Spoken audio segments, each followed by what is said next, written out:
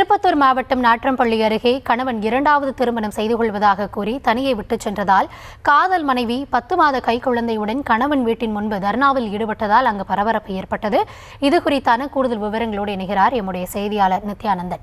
நித்யானந்தன், வணக்கம். என்ன நடந்தது? இது தொடர்பாக காவல் நிலையத்தில் புகார் அளிக்கப்பட்டிருக்கிறதா? மேற்கொள்ளப்பட்டிருக்கும் நடவடிக்கை என்ன? விரிவான விவரங்கள்.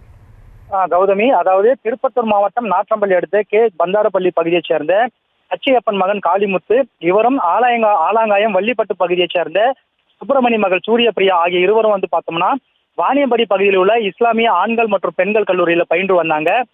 அப்போது கடந்த 3 வருடங்களுக்கு முன்பு இருவரும் வீட்டை விட்டு வெளியேறி காதல் திருமணம் செய்து கொண்டனர். இதுல பார்த்தோம்னா 10 மாதத்துல பார்த்தோம்னா குழந்தை இருக்கு.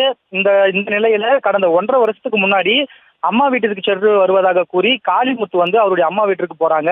அப்போது அவங்க அம்மா என்ன சொல்றாங்கன்னா, 50 பவுன் நகை கொண்டு வந்தால்தான் நீங்க 2 பேரும் சேர்ந்து வாழ முடியும். மேலும் இவங்க மாற்று சமூகத்தினர் என்ற காரணத்தால் உன்னுடன் வாழக்கூடாது என்று அந்த காளிமுத்தை அவங்க அம்மா சொல்லியிருக்கிற மாதிரி தெரியுது.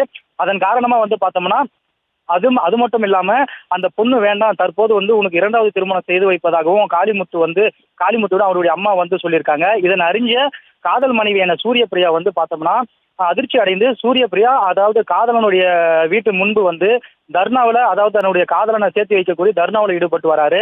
இதன் அறிஞ்ச காளிமுத்து தந்தை அந்த அங்க வீட்டான அதாவது காதல் மனைவியான சூரியபிரியாவின் குடும்பத்தினர் ஆபாச வார்த்தைகளால் திட்டுறாரு. தற்போதைய தகவல்களுக்கு நன்றி நித்யானந்தன்.